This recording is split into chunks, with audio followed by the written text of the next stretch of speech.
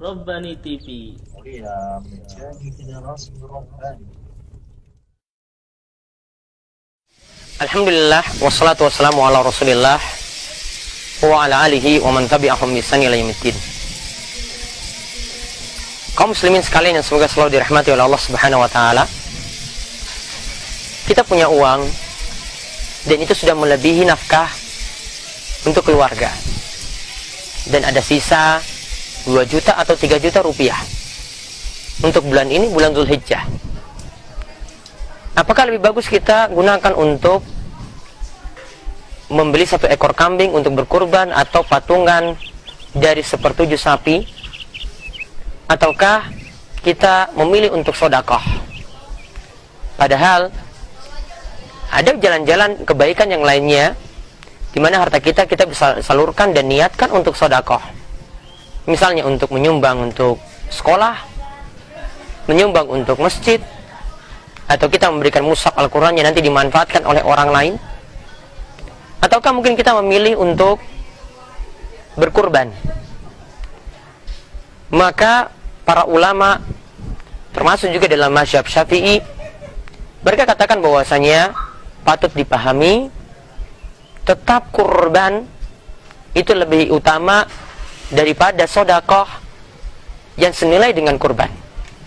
Taruhlah harga kambing itu 3 juta rupiah, atau patungan 1 ekor sapi ya dari 1/7 itu adalah 3 juta rupiah pula. Dan ada sedekah yang sama juga yang nilainya 3 juta rupiah. Maka patut dipahami dari pendapat ini mengatakan bahwasanya kurban tetap lebih utama. Kurban itu tetap lebih utama. Kenapa demikian para pemirsa sekalian? Karena kurban yang dilakukan pada awal Dzulhijjah itu bertepatan dengan amalan-amalan soleh yang dilakukan pada awal Dzulhijjah, dan tentu menunjukkan ini lebih utama. Sama halnya ketika kita setelah sholat, padahal kita ketahui bahwasanya bacaan Al-Quran lebih afdal daripada zikir. Namun setelah sholat kita dianjurkan oleh Nabi SAW untuk berzikir, membaca astagfirullah, astagfirullah, Allahumma antas salam wa minkas salam, tabarakta ya dzal jalali wal ikram.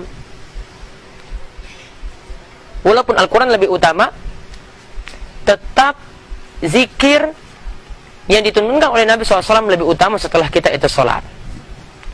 Maka ada waktu untuk melakukan amalan tertentu. Maka karena momennya pas dengan Idul Adha dan hari-hari tasyrik, maka memilih kurban itu lebih utama. Walaupun menurut jumhur ulama, yaitu mayoritas ulama itu mengatakan bahwasanya kurban itu hukumnya adalah sunnah, atau sunnah yang sangat ditekankan, artinya tidak berdosa ketika kita itu meninggalkannya. Namun ingat baik-baik perkataan dari Imam Syafi'i. Imam Syafi'i rahimahullah itu mengatakan, la urakhisu fi tarkiha liman qaddara 'alaiha. Aku tidaklah memberikan keringanan bagi orang yang mampu lalu dia itu meninggalkan kurban. Artinya bagi yang mampu, siapapun yang mampu saat memiliki kelebihan harta tadi setelah dia memberikan nafkah untuk keluarganya, maka lebih bagus baginya untuk berkurban.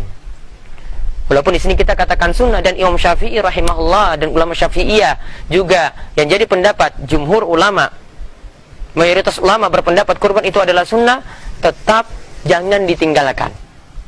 Para ulama salaf itu mengatakan, kalau dahulu ulama-ulama itu, para salaf, melakukan sesuatu karena itu sunnah. Sunnah mereka lakukan.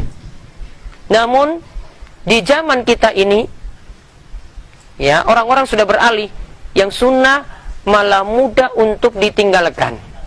Maka walaupun itu sunnah, siapapun yang mendengar nasihat kami ini, tetap melakukanlah kurban tersebut. Ya, kurban tersebut tetap memiliki keutamaan di sisi Allah Subhanahu wa taala. Itu adalah bagian dari sedekah, dan sedekah pada waktu yang baik. Dan itu juga menjalankan perintah Nabi sallallahu alaihi wasallam. Dan untuk satu keluarga, dikatakan dalam mazhab Syafi'i, satu keluarga dikatakan hukumnya adalah sunnah kifayah untuk berkurban. Sunnah kifayah untuk berkurban artinya, kalau di antara satu anggota itu sudah berkurban, maka yang lain itu jadi gugur sunnahnya. Namun kata ulama Syafi'iyah, kalau ditinggalkan, ya tetap dikatakan hukumannya makruh. artinya baiknya tidak ditinggalkan. Artinya orang yang meninggalkan kurban ketika itu merugi. Maka ingatlah, karena kurban ini adalah bagian dari sedekah, ingat tentang keutamaan sedekah juga. Nabi SAW mengatakan, mana qasat sedekah min mal. Sedekah itu tidaklah mengurangi harta. Yang Nawawi katakan ada dua sisi di sini yang perlu diperhatikan kalau dikatakan tidak mengurangi harta, yaitu dari sisi hartanya itu berkurang, Allah akan membuka pintu rizki yang lain. Kita berkurban saat ini mengeluarkan 3 juta rupiah atau 2 juta rupiah mungkin minimalnya, maka itu akan dibukakan lagi pintu rizki yang lain. Kemudian yang kedua, kekurangan tadi akan ditutup dengan keberkahan dan pahala dari sisi Allah Subhanahu wa taala. Walaupun kita keluarkan tadi, dapat pahala yang melimpah dan balasan di akhirat, wal akhiratu khairul laka minal ula. Dan tentu saja kehidupan akhirat itu lebih utama daripada kehidupan di dunia. Maka marilah yang punya kelebihan rizki, marilah berkurban di tempatnya. Dan ini adalah lebih utama. Atau dia bisa dapat juga berkurban di tempat yang lainnya bagi orang-orang yang butuh. Saat kurban di tempatnya tersebut, di negerinya tersebut, stoknya berlebihan, bisa memberikan kepada tempat yang lainnya. Dan mudah-mudahan kami doakan setiap yang berkurban dan mendengar nasihat ini mendapatkan keberkahan pada harta, dan juga dimudahkan untuk melakukan amalan kebajikan yang lainnya, serta diberikan keistiqomahan terus berada di atas Islam. Wabillahi taufiq wal hidayah. Wassalamualaikum warahmatullahi wabarakatuh.